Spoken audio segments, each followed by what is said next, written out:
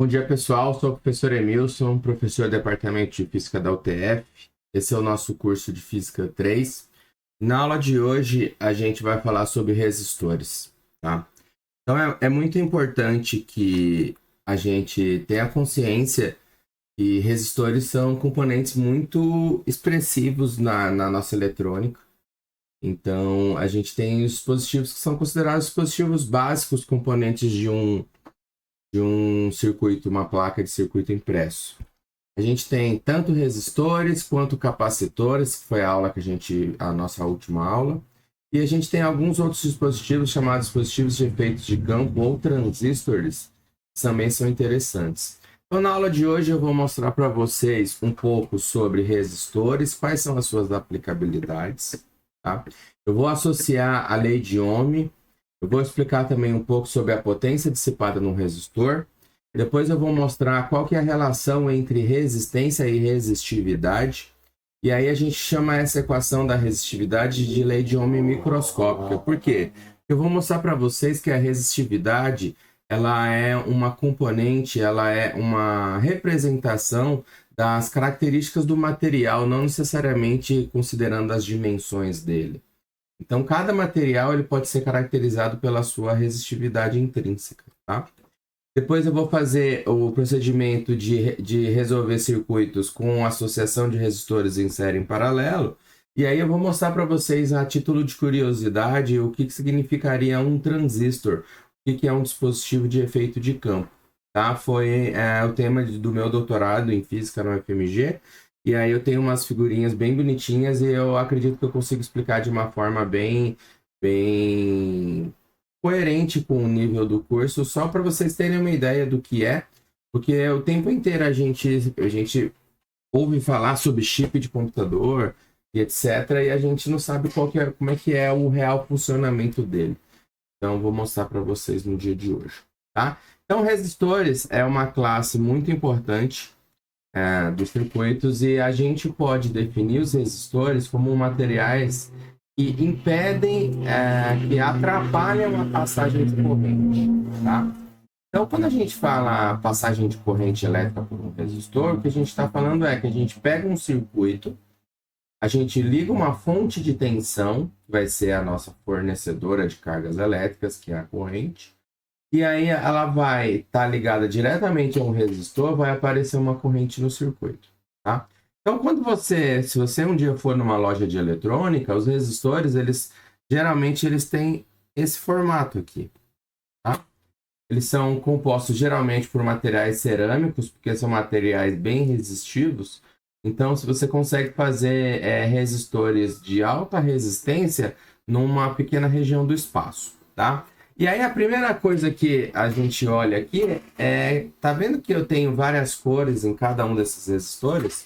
E aí, às vezes, a gente pensa assim, o que é isso? Isso é uma etiqueta, para deixar bonitinho? Não, tá? Na verdade, isso é uma legenda, tá? Onde cada cor representa um número, um dígito.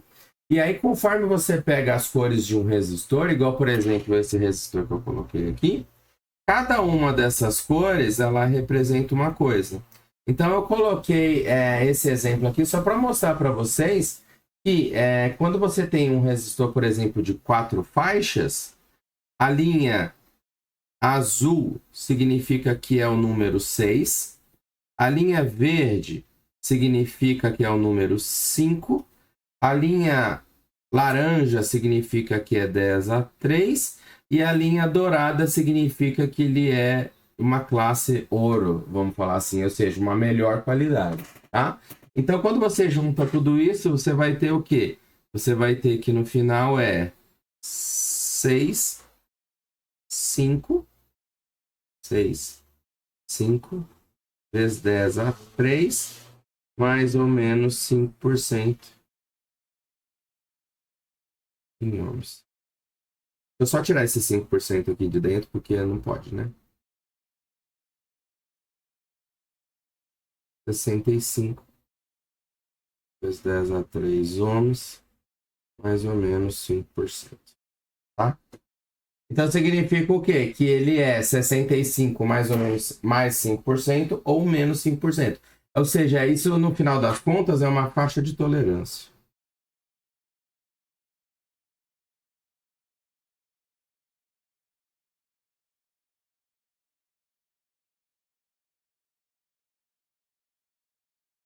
Tá? Então é importante a gente ver isso, por quê? Porque parece assim, a pessoa ninguém sabe isso não, velho. Mas na verdade, quando você trabalha com circuitos, tem muita gente que vai saber isso assim, de cabeça, bate o olho e já fala, isso aqui é um resistor de 100 ohms, isso aqui é um resistor de 150 ohms. Porque eles estão tão acostumados a usar isso que eles já batem o olho num resistorzinho desse na mão e já sabe qual que é. Tá? Outra coisa que é importante também é bom saber essa informação, porque quando você tem uma placa de circuito, o resistor ele vai estar ligado à placa. Então você não consegue tirar ele para medir para depois colocar de novo, entendeu? Então, batendo o olho ali, você já tem uma estimativa do que está acontecendo. Tá? Esse aqui é a representação esquemática de um resistor num circuito. Tá? E existem outros dois tipos de resistores que são resistores do tipo variáveis. Tá? Quando a gente pega um resistor desse jeito aqui, ele é um resistor que tem uma resistência fixa em função do seu funcionamento. Só que aqui no caso de, por exemplo, um potenciômetro, a gente pode mudar o valor da resistência mudando alguma informação que está atuando ali. Geralmente, esses potenciômetros eles são coisas que giram, então você começa a ter mais contato ou não. Tá? Aí você vê que o desenho dele é basicamente o mesmo, só que você tem aqui isso aqui, que significa assim, ó, se eu colocasse nessa posição uma resistência, nessa posição é outra, nessa posição é outra. Então isso demonstraria esquematicamente que é um resistor de resistência variável. Tá? E aqui faltou a palavra tolerância. Beleza? Então, eu vou fazer um exemplo agora para mostrar para vocês. Só entenda que esse é um exemplo onde a gente vai poder calcular as contas de forma muito visível. Uma das reclamações de vocês é que às vezes a gente estuda as coisas e vocês não têm muita noção, tipo, onde que eu vou usar isso aqui? Então eu peguei um exemplo de uma coisa que está aí na sociedade, não adianta a gente falar que não está, mas entenda que isso não é assim, usem isso, tá? Então, eu vou mostrar para vocês, no caso aqui, um vape, tá? Por que o vape é um exemplo excelente de resistor? Que é exatamente o funcionamento desse cara. Ele é um sistema onde você tem um sistema de baterias, que no caso aqui seriam geralmente duas baterias de lítio, e elas têm uma certa tensão, tá? Uma capacidade, ou seja, cada componente ele tem uma energia pré-determinada. E aí o que acontece? Quando você aciona o gatilho lá do vape, você está passando uma corrente elétrica ao longo de um resistor, tá? Então é como se esse cara representasse a minha resistência. Esse cara significa a minha resistência. Então quando eu passo uma corrente I aqui, o que vai acontecer? O negócio aquece, que é exatamente o que a gente vê aqui, ó, um aquecimento de energia, um aquecimento liberando energia, perdão. E aí, isso aqui faz evaporar o líquido do negócio e isso gera uma fumaça, que é a fase gasosa desse líquido, tá? Então, essas contas, elas são todas baseadas na lei de Ohm, tá? Onde eu tenho uma diferença de potencial, que no caso seria o 4,2 volts, você vai ter uma corrente de funcionamento e você vai ter uma resistência. Tá? A resistência aqui ela é representada por esse elemento aqui que eles chamam de coil. Tá? A grande questão aqui desses vapes é que eles têm um sistema de controle de corrente. Então, não necessariamente que vai ser a corrente máxima que flui no sistema. Tá? E graças a Deus que eles têm esse sistema de controle de corrente. Por quê? Porque isso aqui passam correntes muito altas no resistor. Tá? Então você poderia tomar um choque ou poderia acontecer do negócio explodir. Tá? Esse sistema que controla a passagem de corrente geralmente é feito por transistores. Por isso que eu vou dar um exemplo aqui só para mostrar para vocês como é que você controla a corrente de um transistor a nível microscópico. Tá? Então é importante que vocês entendam que quando você tem um resistor e você passa uma corrente por ele, o que você está fazendo? Você está fazendo esse sistema dissipar energia. tá? E aí, por exemplo, isso aqui é exatamente o mesmo funcionamento de um chuveiro elétrico, né? Quem nunca aí trocou uma resistência de chuveiro, você vai ver que ela é simplesmente um fio enrolado numa dimensão específica, projetado exatamente para aquele chuveiro, para ter aquela potência que a gente vê, a chamada potência nominal do chuveiro.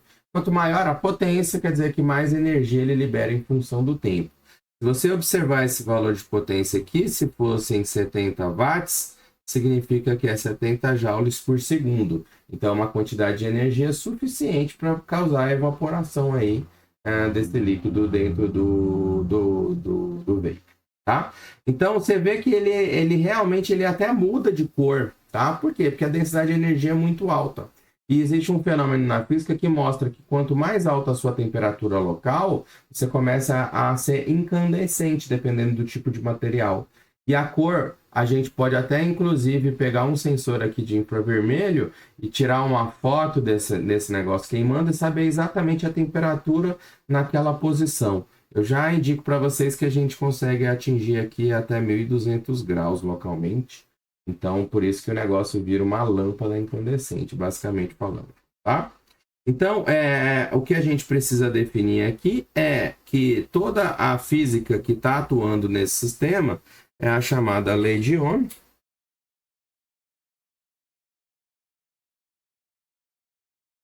que diz que a diferença de potencial é R vezes I. Tá? Mas essa não é a forma que eu gosto de representar a lei de Ohm, tá? Por quê? Porque no final das contas, a corrente é a consequência do sistema, tá? Não é que a corrente é colocada, fornecida. É fornecida uma diferença de potencial no resistor e a corrente é o que acontece quando você liga essa diferença de potencial. Então, na verdade, eu gosto de representar fisicamente essa equação como I igual a ΔV sobre R. Ah, professor, isso é exatamente a mesma conta. Sim, é a mesma conta. Mas eu acredito que se a gente olhar em termos de proporcionalidade, fica muito mais fácil. O que essa equação aqui quer me dizer? Quer me dizer que se eu aumento a diferença de potencial, a corrente aumenta diretamente. Então, esse cara aqui é diretamente proporcional à diferença de potencial. Se, por exemplo, eu tenho 12 volts e 2 amperes, se eu tiver 24 volts, eu vou ter 4 amperes. Isso é uma equação linear, tá? E se eu tiver um aumento da resistência, você vai ter uma diminuição da corrente. Então, é inversamente proporcional ao valor da resistência.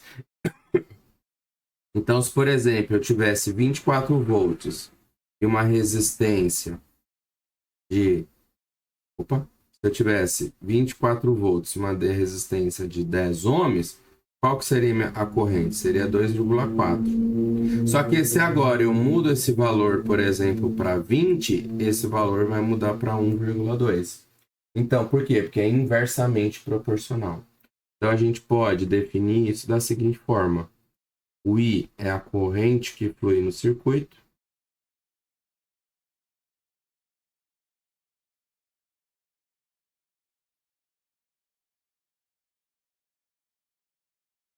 R é a resistência do resistor.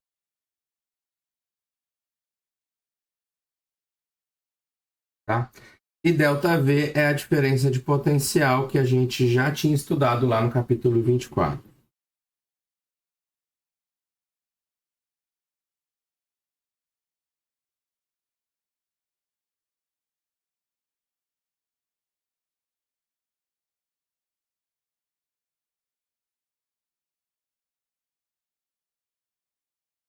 Ou a gente pode falar também que é a fonte de tensão.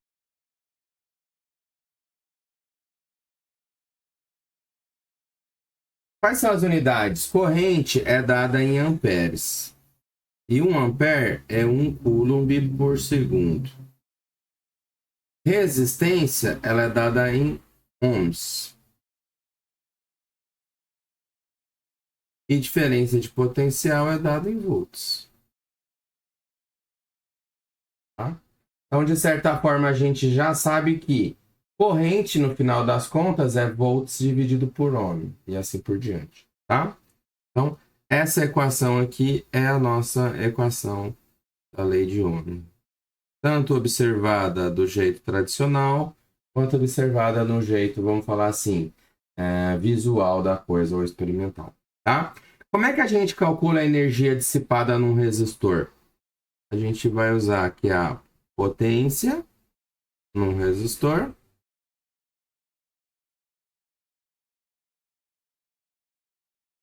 Pode ser calculada como potência é a taxa de variação de energia no tempo. Isso vai ser igual a R I ao quadrado ou ΔV vezes I. Tá? O que a gente precisa pensar é que essa diferença se dá basicamente porque a gente pode analisar o circuito de duas formas, tá? Ou eu analiso em termos da corrente que está passando ali no resistor, ou eu analiso em termos da fonte que está aplicando. Mas é exatamente a mesma conta. Por quê? Porque esse termo aqui é R vezes I. Se você tiver multiplicado por I, fica RI ao quadrado. Que é exatamente esse termo que está aqui. Então, é a mesma equação observada de formas diferentes. Aqui observada em relação à corrente, aqui observada em relação à diferença de potencial. Lembrando que potência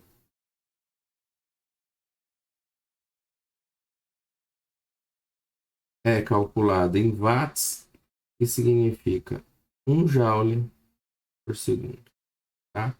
Então, com base nessas equações básicas aqui, a gente consegue analisar, por exemplo, qual que é a corrente que passa no circuito daquele. No caso aí do circuito de uma resistência de chuveiro ou de um vape aí que vocês infelizmente usam, que eu já usei também e não recomendo, tá? Então, aqui está a grande questão. Então, eu vou usar esses dados que estão aqui para poder só estimar algumas coisas com vocês, fazer algumas continhas, tá? Então, se você pensar no resistor, que é a resistência de um vape, ela dá ordem de grandeza aí de 0,5 ohms. Ou seja, é um valor extremamente pequeno, tá? Geralmente, como é que eles fazem isso? Eles selecionam um tipo de metal, e aí existem diversos tipos, tem de alumínio, tem de cromo, tem diversos metais diferentes, tá? E você seleciona um fio de um certo metal com uma certa dimensão. E aí, dimensão que eu falo, no caso aqui, se for um fio, seria o diâmetro do negócio. E dependendo da quantidade de fio, ou seja, o comprimento, você consegue setar exatamente o valor de resistência desejado, tá? Por que essas resistências têm que ser baixas? Porque você vai ter que passar ali uma corrente alta para você ter potência. Então, geralmente, uma resistência baixa faz com que a corrente seja muito alta.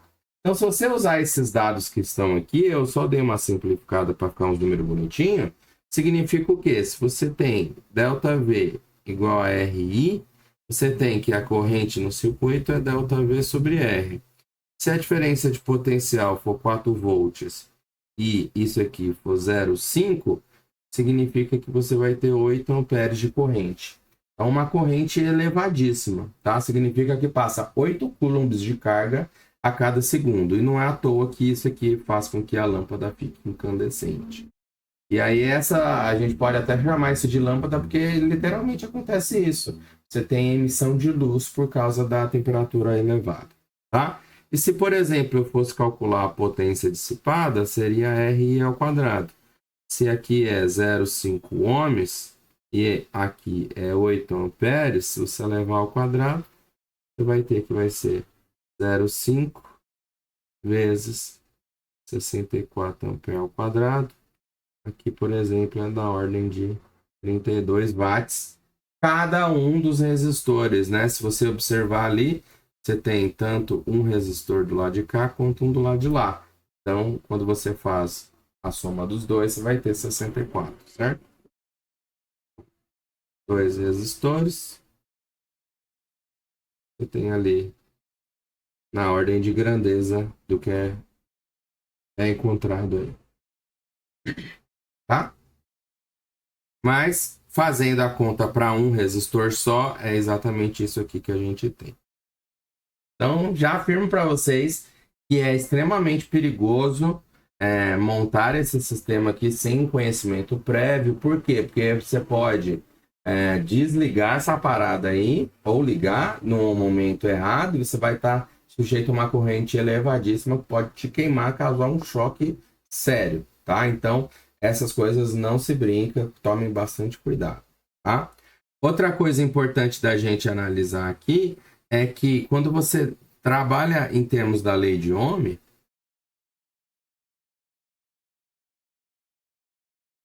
você está analisando, pode analisar um circuito da seguinte forma. Se você tem aqui corrente e uma diferença de potencial, se a equação é ΔV igual a RI, o que você vai ter no final das contas? Você vai ter uma curva de corrente, é uma reta. Por quê? Porque se você dobra a diferença de potencial, você dobra a corrente. Triplica, triplica a corrente. Então, essa proporcionalidade é fixa. Sendo essa proporcionalidade fixa, isso aqui tem um significado físico, que é a inclinação. Tá?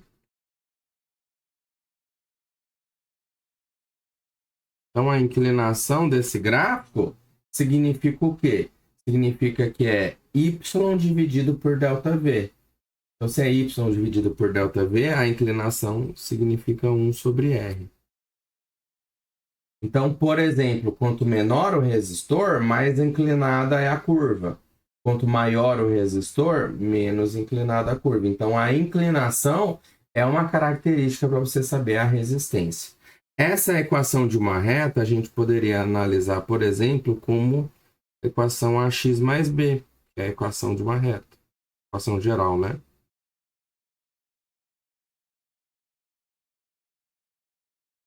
Então, se você tem esse gráfico, qual que é o gráfico aqui? O gráfico é I em função de ΔV. Então, o I é o eixo Y. E o ΔV é o eixo X. Vou até apagar esse tracinho aqui, que muita gente acha que é menos Y. Um hífen, tá? Então, você poderia, por exemplo, analisar esse gráfico como ΔV, o I é I, aqui é 1 sobre R ΔV, mais o B, que tem que tender a zero, né?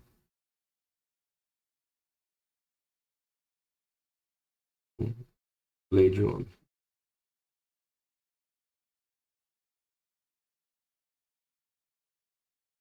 Então, a gente já tem, ó, a conexão direta entre os dois, né? Tá? Aqui.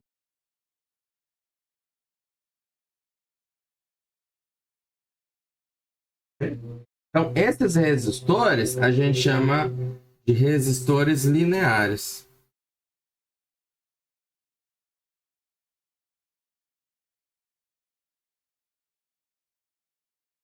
Ou contatos ômicos.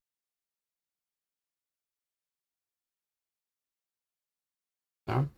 Não é verdade. Verdadeira é que todos os resistores têm essa curva linear perfeita, bonitinha. Tá? Existem outras componentes, outros procedimentos para você analisar essa curva. Então, assim, se ela for linear, você pode analisar simplesmente usando a equação de uma reta. Se ela não for linear, você tem que estudar outros tipos de modelo. Tem modelos de barreira Schott, tem vários outros tipos de modelo que você vai estudar isso só na pista de semicondutores. Tá? Então, sempre lembre que a corrente é a consequência da aplicação da diferença de potencial num resistor. E aí, passou uma corrente num resistor, beleza, o que vai acontecer? Dissipar energia. Então, o que eu gosto de mostrar aqui é que essas informações a gente vê o tempo inteiro aparecendo no nosso sistema, na nossa vida, vamos falar assim. Aí eu peguei o exemplo de algumas coisas que eu tenho em casa, que eu gosto de mostrar porque são coisas legais e que estão relacionadas com a matéria disso aqui, tá? Quando a gente fala em baterias de celular, não importa para nós, leigos, qual que é a diferença de potencial que essa bateria aplica, tá? Esse 3,88 volts, ele influencia bastante nos componentes que estão dentro do celular. Mas o que é realmente importante que a gente analise aqui é o que significa 5.000 mAh, tá? Quando a gente está calculando isso aqui, a gente está calculando 5.000. O que significa mili? Significa 10 a menos 3. O que significa ampere? Significa 1 coulomb por segundo. O que significa 1 hora? 3.600 segundos. Então, se você faz essa multiplicação, você vai ver que isso aqui, no final das contas, é uma unidade de energia.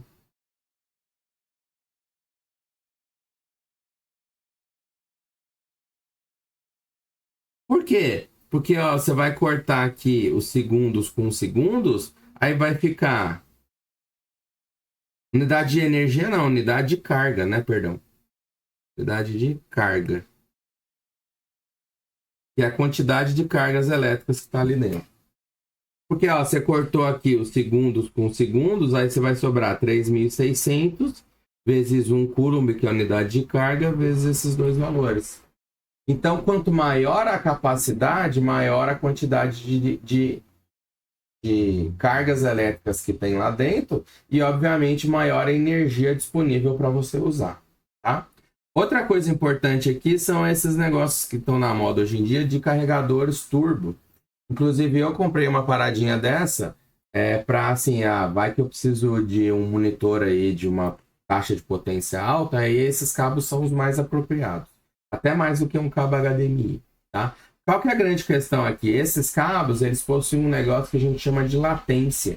Latência, assim, eles têm menos resistividade, menos indutância, que é uma coisa que a gente vai estudar mais para frente, do que os cabos convencionais. O que acontece quando você tem essas propriedades? Você tem uma capacidade de fornecer energia de uma forma muito mais eficiente. Então, você consegue fornecer 240 watts de energia tranquilamente, tá? Então, assim, esses cabos são apropriados para carregadores mais potentes, vamos falar assim, tá? E eles têm uma capacidade máxima de corrente que eles suportam, por quê? Porque eles têm componentes físicos lá dentro, né? Você tem fios. Se você tiver uma corrente extremamente alta, você está aquecendo esses fios e pode causar com que eles rompam. Então, você não vai ficar aplicando 10 amperes nesse cara por um longo período de tempo, que é perigoso ele explodir, sei lá, ou pegar fogo, derreter. Então, muito importante ter uma qualidade de cabo suficiente. Se você tiver um cabo que está com defeito, soltando fios, tome muito cuidado, porque você tem grande chance de tomar um choque e aquele negócio ali entrar em combustão. Então, não façam isso, tá? Então, eu só gostaria de mostrar que esses caras aqui, eles aguentam uma potência de 240 watts. E existem pouquíssimos carregadores no mercado que eles atingem essa quantidade de potência, tá? Eu, por exemplo, tenho um carregador turbo aqui no meu celular que ele é no máximo 25 watts. Então, assim, o meu cabo está superdimensionado 10 vezes mais do que a capacidade do meu carregador consegue fornecer, tá? E aí, por que chama modo turbo e modo normal? Porque tá vendo que eles têm funcionamentos diferentes. Quando o seu celular funciona no modo normal, seu carregador está no modo normal, a tensão de entrada tradicional é 5 volts e a corrente é 2. Então, se você multiplicar 5 vezes 2, dá 10. Então, você sabe exatamente a potência que está ali, tá? Que é aquela equação P igual a V vezes I, tá? Só que aí, quando você ativa o modo turbo, tá vendo que você muda de 5 para 9 e a corrente aumenta um pouco. E aí você passa de 10 para 25. O que significa esse 25 watts? Significa que você consegue fornecer uma quantidade de energia mais rápido. Consegue fornecer uma quantidade de carga mais rápida também. Ou seja, a corrente é mais alta, né? Então faz com que seu celular carregue primeiro, tá? Então esse cabo aqui é o cabo original que veio. Esse cabo aqui é muito mais eficiente nessa transferência de corrente e energia, no final das contas.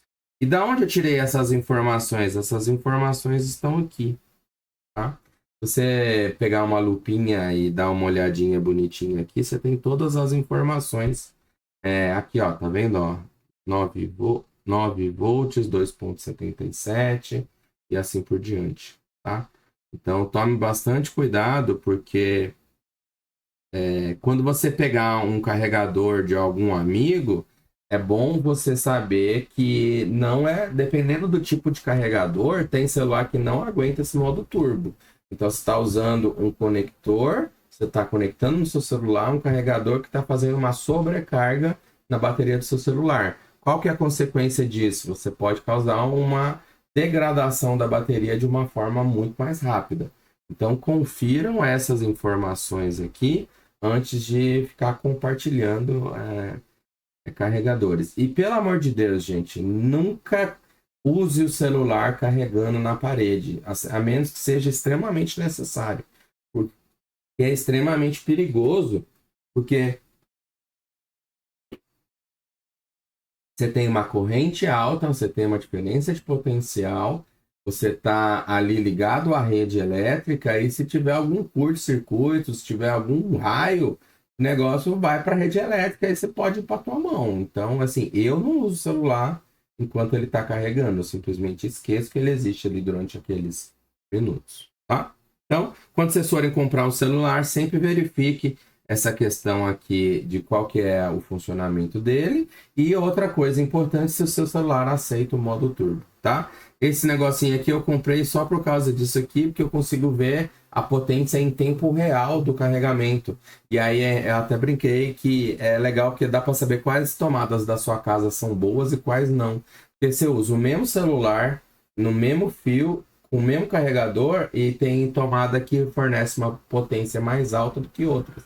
Então eu já até sei quais são as tomadas boas aqui de casa, vamos falar assim, tá?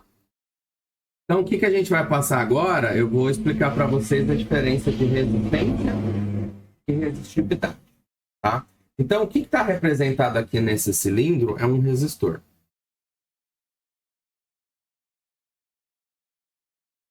Ligado a uma diferença de potencial. O que vai aparecer? Uma corrente.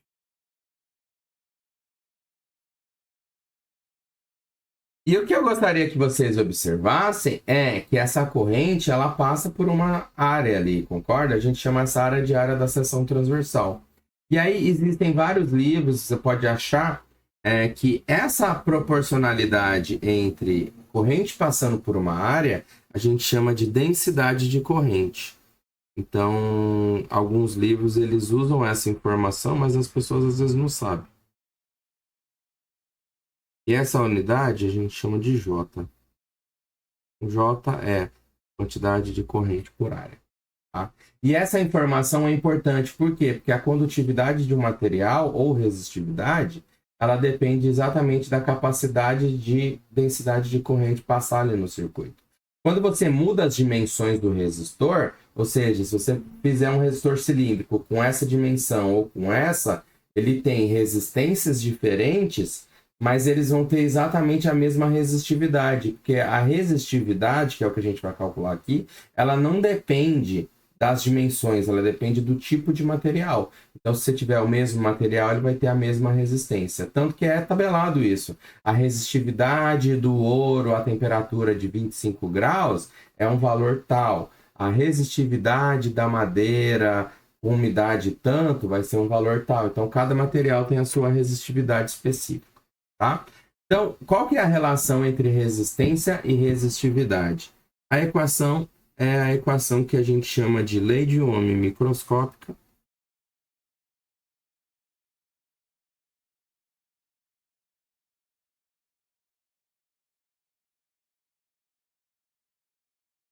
Que diz o seguinte, que a resistência depende da resistividade vezes o comprimento dividido pela área da seção transversal. Então, o que seria o comprimento? Seria essa dimensão aqui, né? Por que essa dimensão é a dimensão comprimento?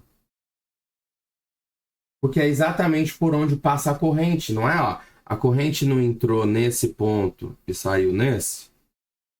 Então, ela percorreu essa distância que é a distância aérea. tá? E aí existe uma outra correlação importante também, é que a corrente você consegue associar aqui para determinar qual que é a velocidade de condução dos elétrons ali. Existe uma equação que a gente usa bastante na física, que diz que a densidade de corrente é condutividade vezes o campo. Não vai entrar aqui no caso, porque não entra no escopo do curso de Física 3. Mas eu peguei essa figurinha da minha tese, porque eu precisava explicar esses conceitos iniciais antes de chegar lá no finalzinho, tá? O que essa equação me diz que é extremamente importante? Essa equação me diz o seguinte. Esse termo aqui depende do material.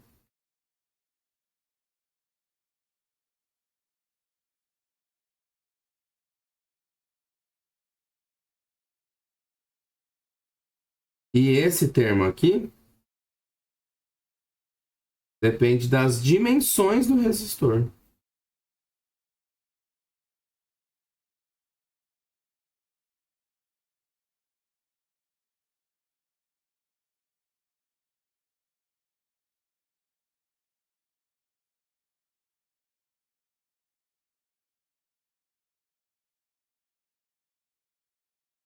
E quais são essas dimensões?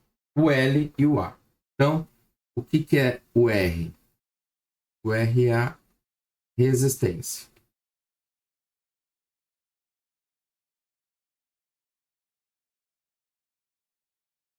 O Rho é a resistividade. O L é o comprimento. Só que a tensão é a distância percorrida pela corrente.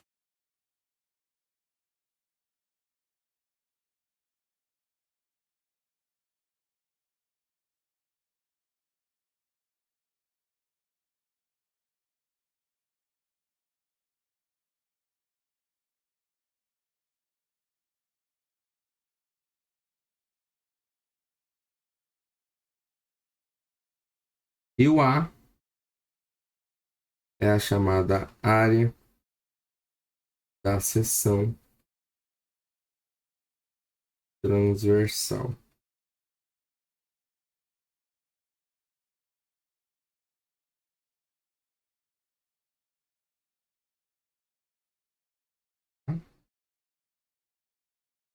Qual que é a unidade de resistência? A unidade de resistência é ohms. Qual que é a unidade de comprimento? Metros. Qual que é a unidade de área? Metros quadrados. Então, se você olhar ali, ó, vamos dar uma reduzida aqui. Ó. Se você olhar as unidades, você tem que R ou L sobre A. Então, em termos de unidade é ohm, não sei, metro, metro quadrado. Só que vocês concordam que eu posso trocar esse com esse e passar esse M para cá. Então, a unidade de Rho é ohm vezes metro. Então, as unidades que a gente tem aqui é ohm.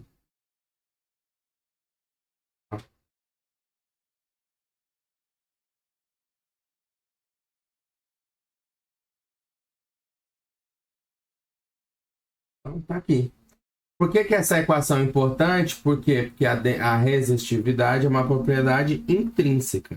Tá? Eu vou até deixar essa informação clara aqui. Tá? Resistividade é uma informação intrínseca de cada material.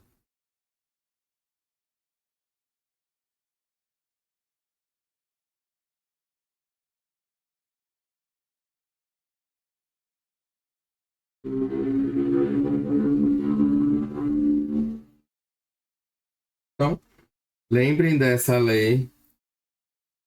Por quê? Porque a gente pode tabelar tudo em função da resistividade dos carinhos. Beleza? Então, o que a gente vai fazer agora? A gente vai fazer a parte da associação de resistores. O que eu tenho? Eu tenho uma diferença de potencial. Eu tenho uma placa positiva e uma negativa. eu tenho uma corrente fluindo aqui no circuito. Essa corrente vai depender ali dos valores dos resistores, tá? O que a gente tem de especial aqui? A gente tem que esses resistores, eles estão todos conectados, tá? Tá vendo que eu tenho um resistor 1, resistor 2, resistor 3? Tá vendo que eu tenho uma conexão entre eles, ó? Tem uma ligação física daqui para cá. Tem uma ligação física daqui para cá. Tá vendo que eu tenho uma conexão desse fio para esse ponta, desse pedacinho para esse pedacinho. Então tá tudo ligado aqui no sistema. Essa ligação é chamada em série por quê? Porque um conector está ligado no outro. De certa forma, o que a gente vai ver? A gente vai ver que a quantidade de corrente que está passando aqui vai passar aqui, vai passar aqui, vai passar aqui. É exatamente a mesma corrente.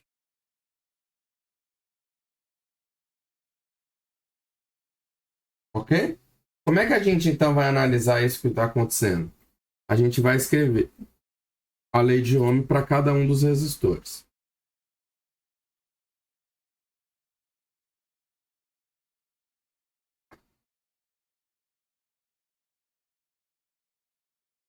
Então a gente vai ter 3 delta V1 R1 e 1, delta V2 R2 e 2, delta V3 R3 e 3.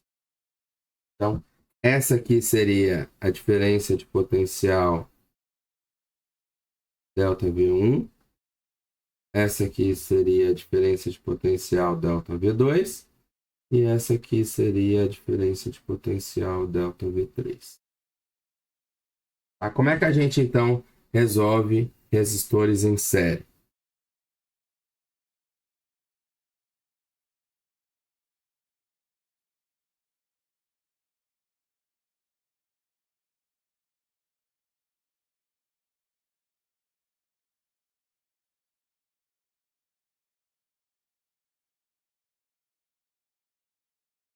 Primeira informação, a gente já tinha até previsto pelo próprio formato. O que está acontecendo aqui? A mesma corrente que passa aqui, passa aqui, passa aqui, passa aqui e volta para o mesmo lugar. Então, a corrente I é igual a I1, é igual a I2, é igual a I3. Sendo assim, sendo esses valores os mesmos, você concorda que as resistências são diferentes? Então, as resistências sendo diferentes, a gente vai ter diferenças de potenciais diferentes. Então, em resistores, a gente tem a mesma corrente e a gente tem que a diferença de potencial é a soma dos potenciais. Então, imagine aqui que, como exemplo, eu tivesse aqui, sei lá, 12 volts. Aqui, por exemplo, poderia ser 2, 3, vai dar 12 dá quanto? Então, peraí, 2, 3, vai dar 12, 3 mais 5, então seria 7 para aqui ser 12. E aí poderia passar, por exemplo, exatamente a mesma corrente, tá? Então, por exemplo, sei lá, 1 ampere, 2 ampere, 3 ampere, assim por diante.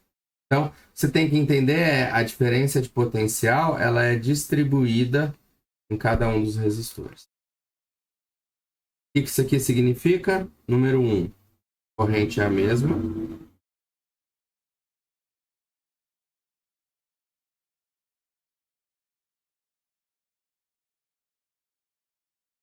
Mas tensão distribui.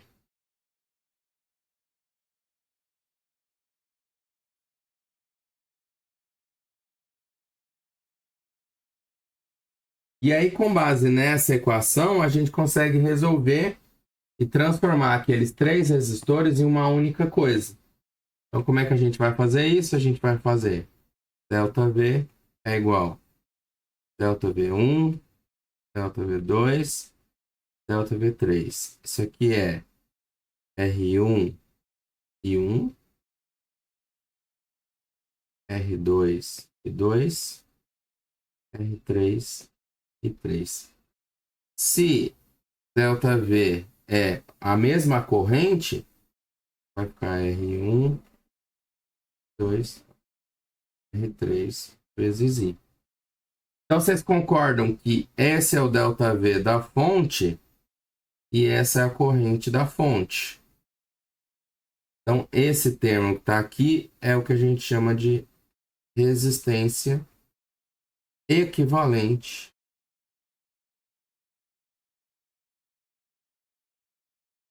em série.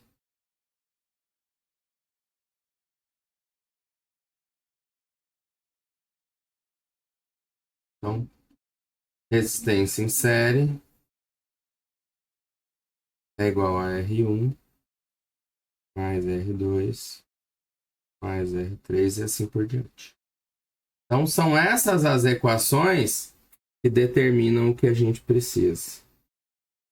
Equação da corrente, equação da diferença de potencial, equação da resistência equivalente. Tá? Então, é bem simples mesmo, tá? Só porque aparecem muitos problemas sobre isso e a gente precisa explicar o que é a associação de resistores em série. Quando a gente pensa agora na equação de resistores em paralelo, a gente tem uma diferença gritante entre as duas conexões. Presta atenção aqui, ó. Essa conexão tem conexão de uma perninha de um resistor com a perninha do outro. Quando a gente tem aqui, a gente está vendo que a gente tem duas conexões, e lá no outro era uma conexão só. O que isso faz? Faz com que haja uma distribuição da corrente que aparece no circuito, tá? Então, se eu tenho resistores em paralelo, a corrente que vem da fonte, que seria essa corrente aqui, ó, tem um polo positivo, um polo negativo. Se eu pego a corrente que sai aqui da fonte, ela é a corrente que passa aqui, só que quando chega nesse ponto, ela distribui em essa e essa. E aí, quando a verde chega aqui, ela distribui nessa e nessa. Aí, ó, presta atenção. Essa corrente roxinha passa aqui e volta para o mesmo ponto. Então, eu vou ter a mesma roxa aqui, ó.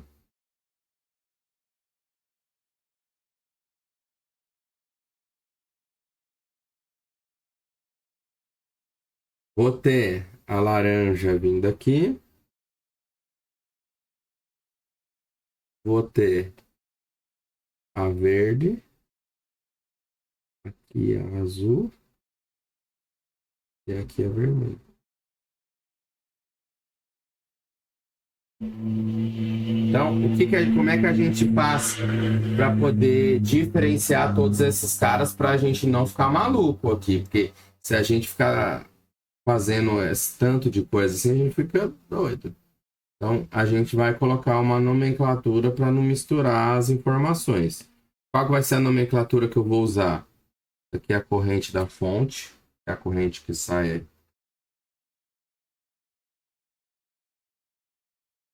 Tá vendo que o azul é o que passa no resistor 1? Então, essa aqui é a corrente 1.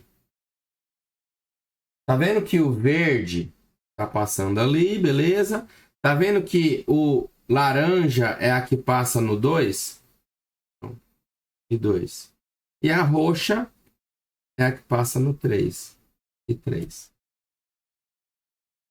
E essa verde eu vou chamar de I23. Por que que é I23? Porque foi ela que se dividiu aqui, ó. Tá vendo que... Perdão. Tá vendo que ela chegou aqui e passou ou para cá ou para cá? Então, esse ponto aqui é um ponto de divisor, tá? Esses pontos especiais aí, eu vou até marcar numa cor diferenciada aqui. Essa aqui ficou boa. Aqui são chamados pontos de nó, que é onde a corrente se distribui. Outra coisa que eu gostaria de mostrar para vocês é o seguinte: tem Uma corrente passando num resistor tem uma diferença de potencial. Corrente no resistor, diferença de potencial. Corrente no resistor, diferença de potencial. Tá? Então, a gente de fato, a gente está vendo isso aqui acontecendo, que é o que? A lei de Ohm. Tá? Vou até apagando aqui para a gente usar a minha nomenclatura para ficar mais fácil de analisar. Então, só faltou aqui para ficar bonitinho. O...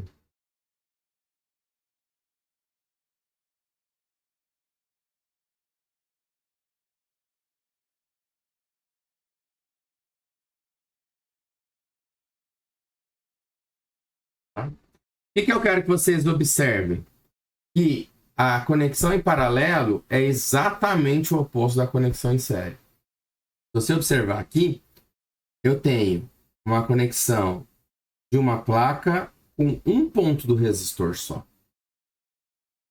Tem a conexão da placa com um ponto de conexão só. Nesse caso aqui, eu tenho duas conexões. Ó, eu tenho daqui para cá, daqui para cá. Eu tenho daqui para cá, daqui para cá no final das contas. E tenho daqui. Então, como você tem duas conexões diretas com a fonte, vocês têm que a diferença de potencial nos três resistores é exatamente igual. Então, se por exemplo eu tivesse 12 volts, aqui eu teria 12 volts, 12 volts, 12 volts. Ok? Então, essa diferença de potencial é fixa. Tá? Então, o que eu posso fazer? Eu já posso escrever as equações da lei de Ohm.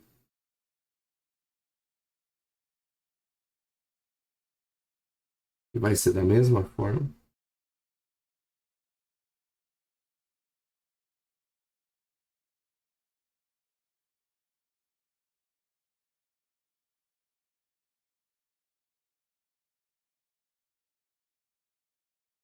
Não vai mudar, a lei de Ohm é a lei de Ohm, tá?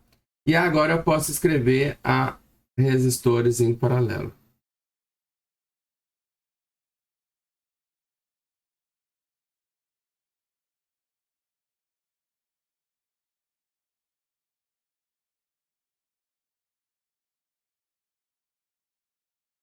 Qual que é a equação dos resistores em paralelo?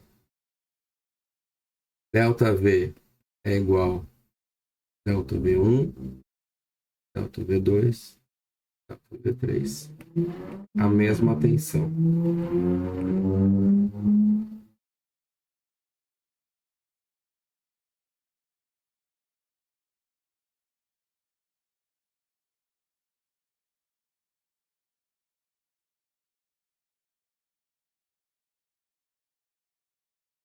E, consequentemente, você vai ter o quê?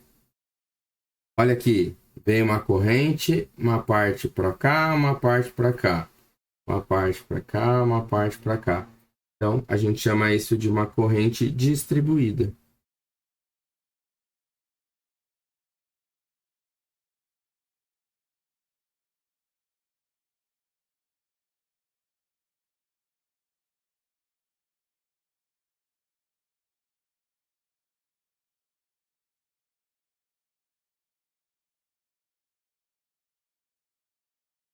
Então, se vocês observarem, pessoal, resistor em série, a corrente é a mesma, a tensão distribui.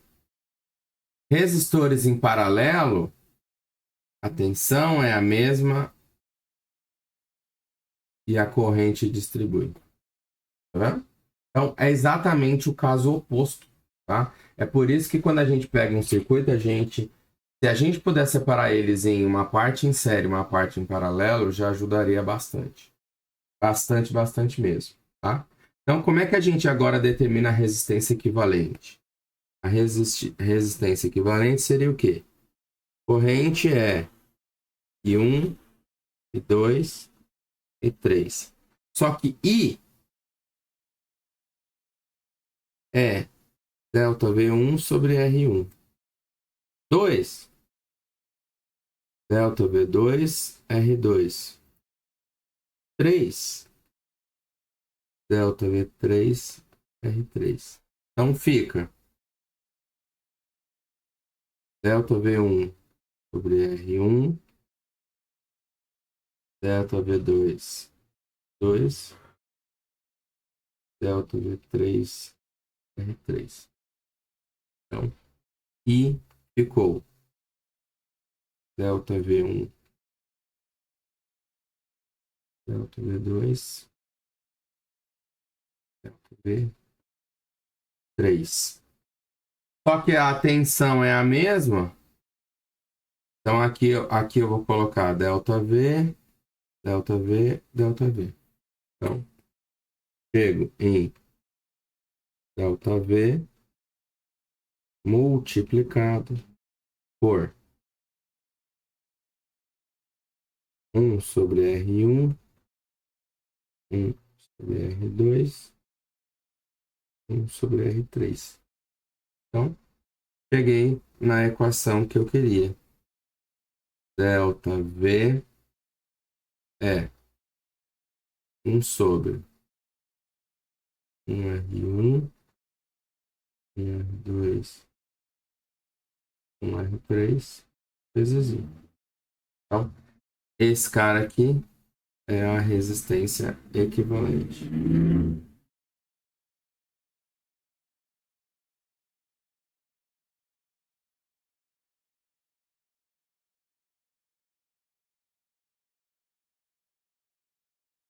Ou eu posso falar que a resistência equivalente a menos 1 é 1 sobre R1, 1 sobre R2, 1 sobre R3 elevado a menos 1. Então, ó, a gente chega exatamente no que a gente queria.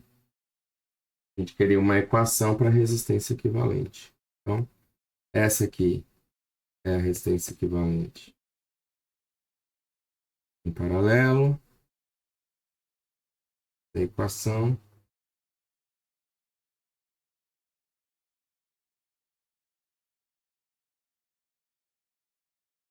Tá bom. Então, equações completamente diferentes dessas aqui, certo? Outra coisa que está incluso aqui, tá vendo que essa resistência aqui é a I23? Tá vendo que entrou o valor I e saiu uma parte para cá, uma parte para cá. Então, eu consigo também escrever a seguinte equação. IF é a soma de 2, 3 mais I1. Aqui é a mesma coisa, ó. Aqui é I2, 3. Aqui é I2, aqui é I3. Então, I2, 3 é I2 mais I3. Isso que significa distribuir a corrente, tá? E aí, no final das contas, todas essas se juntam nesse ponto e volta a ser a corrente I, tá? 3, 2, só para a gente ir se organizando. E aí, a gente chega na próxima etapa. Se eu sei fazer resistores em série, se eu sei fazer resistores em paralelo, eu vou saber fazer um circuito misto. Qual que é a análise que a gente precisa fazer aqui, que é a melhor análise possível?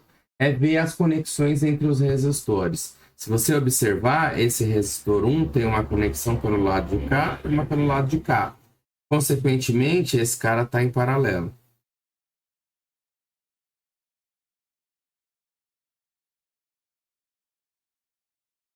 Se você transforma esse cara em um único resistor,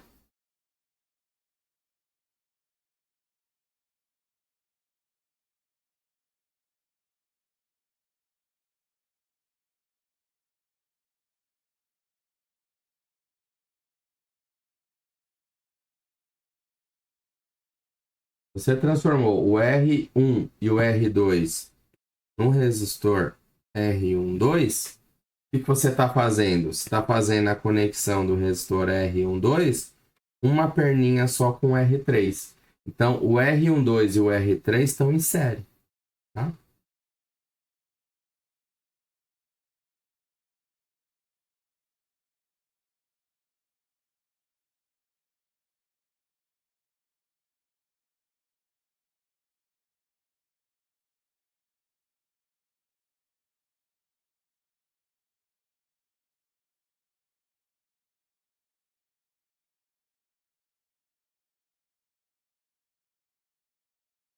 E aí você pode calcular a resistência equivalente do circuito, tá? Por quê? Porque aqui, no final das contas, vai ter uma diferença de potencial. Vou fazer reto só porque estava tudo reto.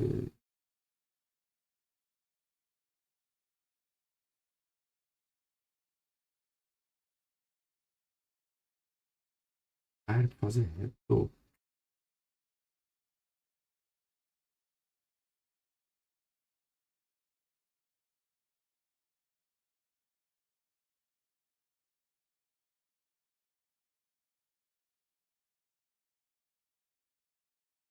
Tá? O que vai acontecer aqui, então? Vai sair uma corrente da fonte.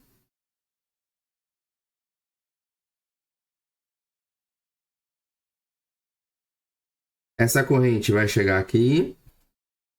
Vai uma parte para o R1. Uma parte para o R2. E depois junta tudo aqui o R3. Concorda? Então, corrente da fonte.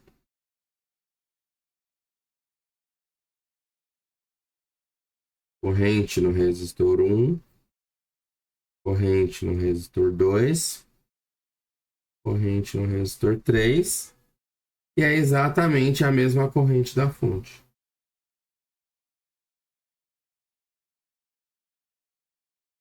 Tá?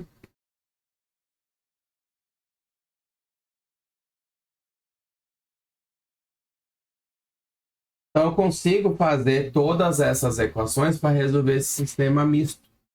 Tá? O que vai acontecer aqui? R1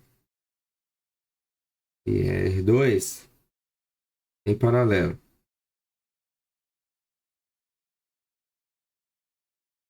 Depois eu vou ter R12, R3 em série.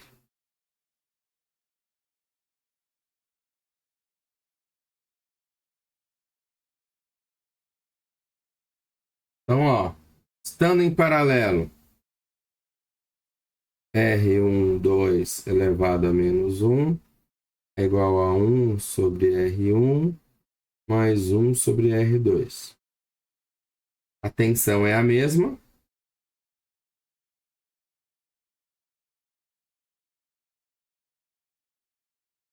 E a corrente distribui.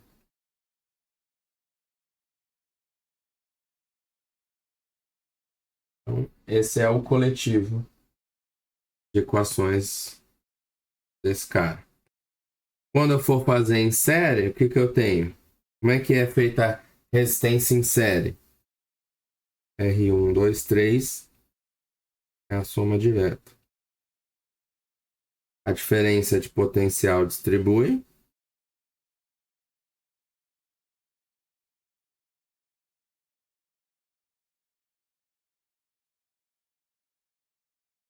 E a corrente é a mesma.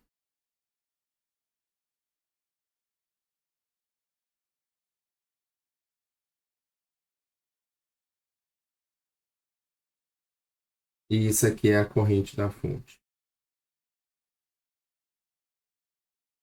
Então, você tem um outro sistema de equações. Só que qual que é a resistência equivalente do circuito completamente falando? Tá vendo que eu tenho esse cara aqui? Quando você faz esse 1 sobre R1, 1 sobre R2, você vai chegar aqui a resistência equivalente é R1 vezes R2. E aí, quando eu for somar a resistência equivalente do primeiro com a resistência equivalente do segundo, a gente tem que a resistência do circuito como um todo é R12 mais R3. Então, eu consigo associar todas as informações. Por quê? Porque a fonte, ela é ΔV da fonte, tá? A resistência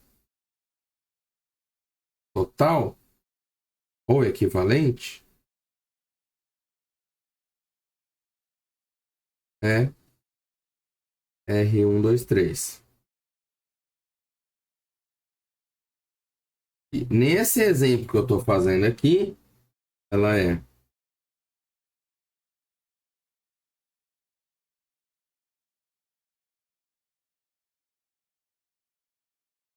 então, qual que vai ser a corrente total? Ou corrente da fonte, né? Que é a mesma coisa.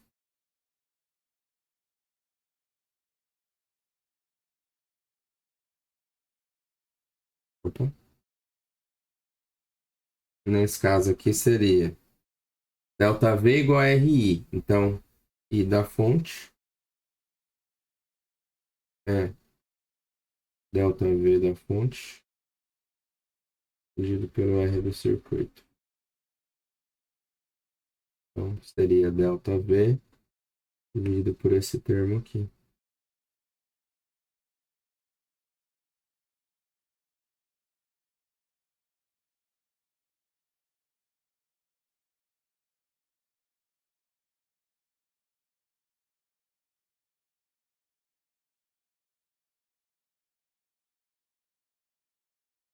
Oh, perdão. Tá vendo? Então, eu simplesmente peguei a fonte pela resistência total. E aí, se você observar, essas equações estão todas interligadas, né? Olha só. Eu preciso desse termo para calcular esse. Aí com esse eu calculo os dois. Aí com esse eu calculo esse, esses dois. Então, vocês vão, quando vocês montarem esses problemas, vocês vão ver que é tipo... uma equação vai dependendo da outra. Então, você tem que montar todo o sistema de equações e resolver de baixo para cima. Então, esse é um exemplo de uma associação de resistores mista, tá? E aí, só a título de curiosidade, o que eu quis mostrar para vocês é que aqui a gente tem um gráfico de um diagrama de energia de materiais, tá? Então, só a título de curiosidade mesmo, eu gostaria de mostrar a diferença entre um material que é um metal e um material semicondutor e um material isolante. Metais a gente conhece como materiais que conseguem conduzir uma alta quantidade de corrente. Tá? Por quê? Porque as cargas elétricas no metal são livres. Tá? O que significa ser livres? Que elas não têm uma conexão intrínseca com a rede cristalina. Então elas realmente são chamadas elétrons livres. Tá? O que significa isso? Significa que você não precisa de ter uma energia para arrancar esse elétron, para botar ele em movimento. Ele já está livre para andar. Então é como se ele fosse um líquido livre, onde qualquer impulso que você der, ele anda, ele tem velocidade. Ou seja, uma carga elétrica tendo velocidade é o que a gente chama de corrente. Tá? Então, no caso dos metais, a diferença de energia entre os níveis entre estar ligado à rede, que é valência, e estar andando, que é condução, essa diferença de energia aqui é zero. Então, qualquer fornecimento de energia que você dá já é suficiente para ele andar. Só que existe uma diferença entre os metais e os semicondutores, é que no caso dos semicondutores, existe um nível de energia necessária para entrar em movimento. Então, é bem parecido com o que a gente estudou lá de velocidade de escape. Lembra que existia uma conexão entre o satélite e a Terra de tal forma, por exemplo, se o satélite quiser perder a conexão com a Terra, ele tem que romper aquela energia de ligação? A mesma coisa acontece aqui com os materiais semicondutores. Existe uma diferença de energia entre os semicondutores, os elétrons no material semicondutor e os buracos no material semicondutor. Tá? No caso dos materiais semicondutores, a corrente elétrica ela é feita por elétrons. Mas existe uma outra propriedade que chama buracos, que é a ausência de elétrons. E ela também pode ser percorrida. Tá? O que a gente tem que tomar cuidado aqui é que os prótons não se movem, nem os nêutrons. Tá? Por quê? Porque eles são átomos extremamente pesados comparados com o elétron. Então, a movimentação é dada o elétron no sentido da corrente e o elétron no sentido contrário da corrente, vamos falar assim, tá? Então, aqui, se vocês observarem, existe uma diferença de energia. E essa diferença de energia, ela pode ser ativada por uma energia chamada energia térmica. Quando a gente tem a nossa temperatura ambiente, que nos dias de calor está 27 graus, isso aqui representa 300 Kelvin de energia. E existe uma energia térmica associada a esses 300 Kelvin. Essa energia térmica é chamada KB vezes T, onde aqui é chamada constante de Boltzmann e aqui é a temperatura. O pessoal da química com certeza já estudou essa no estudo de termodinâmica, tá? Então, o que a gente pode mostrar aqui? Sendo essa energia aqui não muito grande, a gente consegue colocar elétrons em condução, saindo da banda de defeitos para a banda de condução. Usando o quê? Temperatura, porque a temperatura vira energia térmica. Na verdade, não é que ela vira, ela é traduzida em energia térmica, tá? Só que quando a gente tem um material isolante, essa diferença de energia é tão grande que a gente não consegue fazer ele conduzir. Então, o que acontece? Ele vira um material que isola a corrente elétrica. Então, isso é um material isolante, tá? Outra coisa que acontece nos materiais semicondutores é que você pode fornecer energia de forma térmica? Pode. Mas você também pode fornecer energia de forma ótica. Fazer uma transição ótica entre os sistemas. E aí, como é que você faz? Tem materiais que eles só conduzem quando você joga luz nele. Por exemplo, uma célula solar é feita de um material semicondutor. De tal forma que quando ela recebe luz do sol, ela entra em estado de condução e a gente vê uma corrente fluindo no circuito. Essa corrente sendo coletada, você tem um armazenamento de carga que vira armazenamento de energia. Então, um exemplo, as células solares é um exemplo de materiais compostos por materiais semicondutores, tá?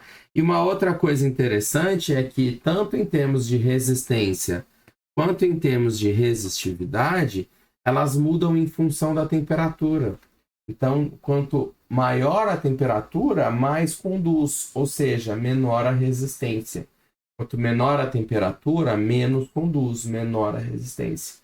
Só que no caso dos metais, é exatamente o oposto. Quando você aumenta a temperatura, você faz com que os metais conduzam ainda melhor. Então, a gente pode até brincar assim, se você tomar um choque à temperatura ambiente, vai ser um choque. Se a temperatura lá estiver muito alta, você vai tomar um choque ainda mais expressivo. Por quê? Porque a resistência diminui, tá? Então, existem comportamentos distintos em função da temperatura. E é exatamente isso que eu estudava no meu doutorado, tá? O que eu estudei? Eu estudava materiais nanométricos que são chamados nanofios, tá? A gente usa esse nome nano, que é só para representar que a dimensão desses caras é uma dimensão minúscula, tá? O que seria um nanômetro? Um nanômetro é da ordem de grandeza de 10 a menos 9 metros. Então, 10 a menos 9 é 1 bilhão. Você pega 1 metro e divide por 1 bilhão. Então, uma quantidade muito pequenininha, é bem pequenininha, tá? Só para vocês terem uma ideia de ordem de grandeza, o cabelo da gente é na ordem de 10 a 100 microns. Então, isso aqui é 10 a menos 6. Isso aqui é 10 a 1 ou 10 a 2, né? Então, cabelo tem uma ordem de grandeza de 10 a menos 4. E a gente está trabalhando aqui numa ordem de grandeza de 10 a menos 7, 10 a menos 8. Então, é como se fossem 10 mil vezes ou 100 mil vezes menor que um fio de cabelo, tá? Então, são essas dimensões que a gente trabalha, tá vendo? Ó, a dimensão lateral desse fio aqui é 243 nano. Eu tenho no meu doutorado fios que têm uma dimensão lateral de 25 nanômetros. Então, extremamente fininho, tá? Como é que a gente crescia esses caras? A gente fazia um vapor, que no caso era um vapor de estanho, óbvio. Ele tinha atmosfera ao redor dele, então tinha um oxigênio. E eu colocava nanopartículas para ajudar na fotocatálise, porque a nanopartícula, ela meio que suga o estanho que está no ambiente. E aí ele tem um crescimento na vertical. Tá vendo que eu fiz um formato disso aqui como se fosse um formato de paralelepípedo? E é exatamente o que a gente consegue mostrar, tá?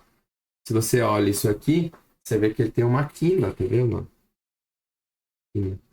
Então ele realmente tem esse formato aqui. A área da seção transversal é um retângulo.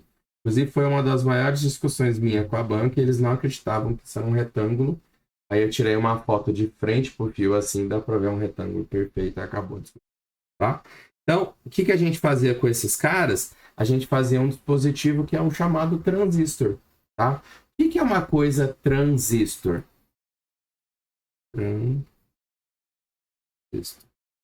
A ideia de transistor é que você tem comportamentos transitórios. Então, eles modificam conforme a gente quer. Então, assim, se eu quero que passe bastante corrente, eu faço uma coisa. Se eu quero que não passe nada de corrente, eu faço outra. Tá? Como é que a gente produz esses caras? A gente coloca uma única nanofita entre dois contatos metálicos. Esses caras estão em cima de um isolante e um metal lá embaixo. Então, se você observar, eu tenho uma estrutura mista aqui.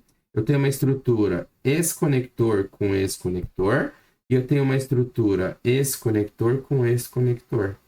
Né? Qual que é a diferença? Daqui para cá, eu tenho somente o nanofio. Quando eu estou analisando daqui para cá, o que eu tenho? Eu tenho um material isolante. Então, se eu tenho material isolante e estou aplicando uma diferença de potencial, eu estou fazendo exatamente o que eu fiz na aula anterior. Eu estou criando um capacitor. Que lembra que o capacitor é um capacitor de placas paralelas? Uma placa metálica, um isolante, uma placa metálica embaixo. Uma placa metálica, um isolante, uma placa metálica. Então, eu tenho um capacitor na vertical. Tanto que se eu ligo essa diferença de potencial, eu vou gerar a presença de campo elétrico. E é esse campo elétrico que vai blindar a passagem de corrente do meu fio. Porque como é que funciona isso? É como se fosse da seguinte forma.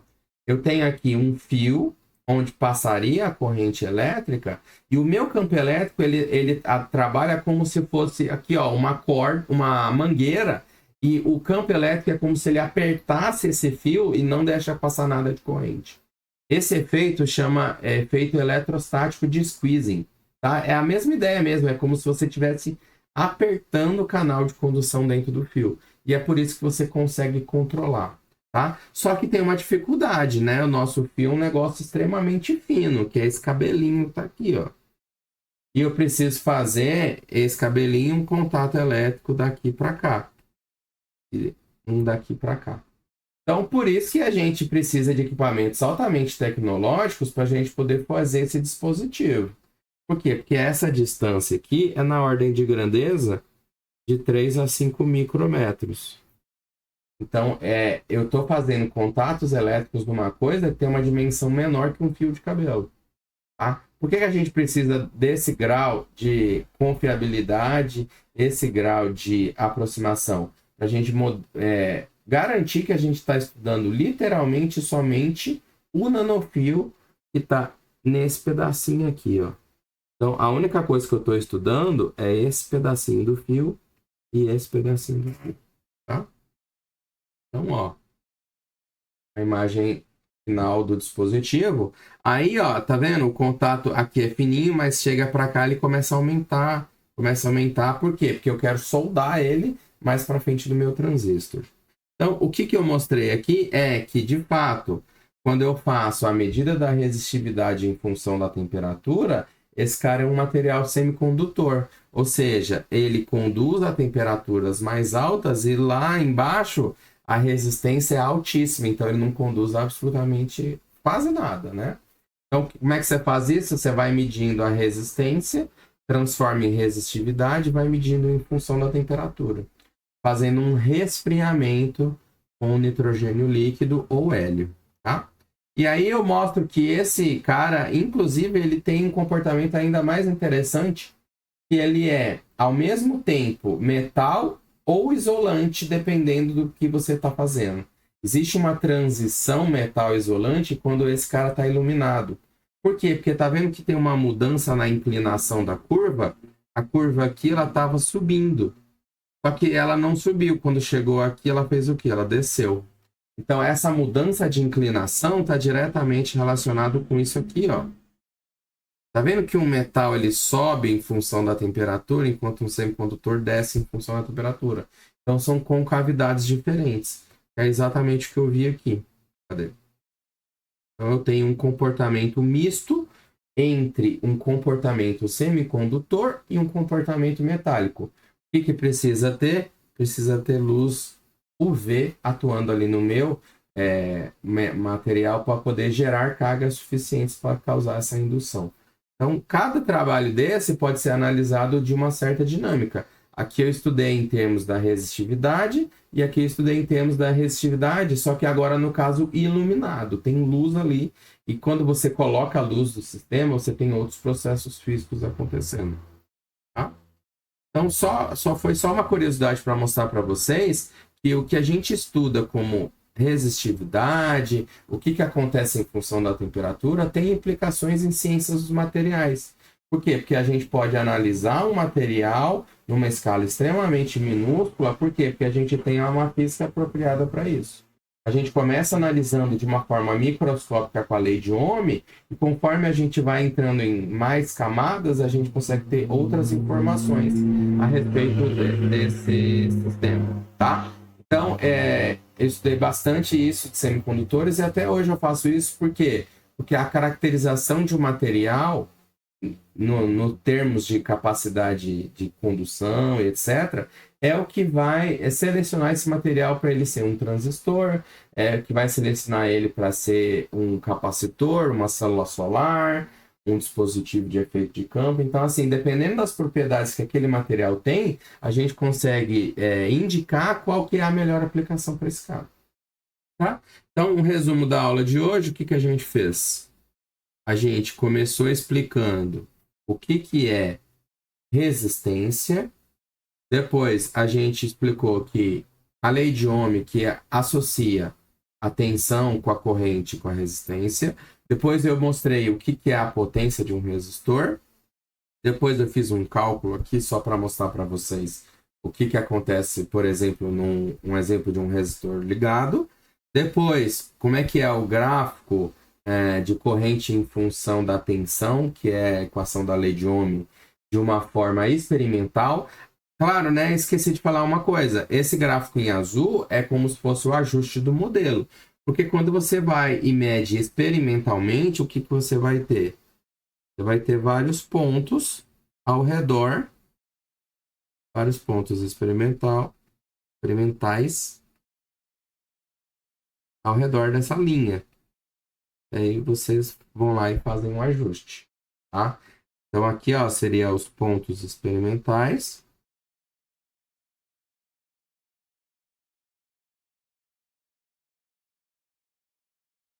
E esse aqui é o ajuste. Ou seja, o modelo.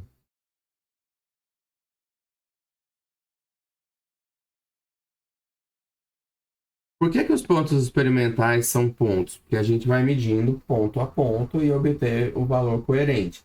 Por que tem essas oscilações? Inúmeros fatores. A gente pode ter variação de temperatura local, a gente pode ter um ruído no equipamento. Então, você não vai ter uma curva reta perfeita.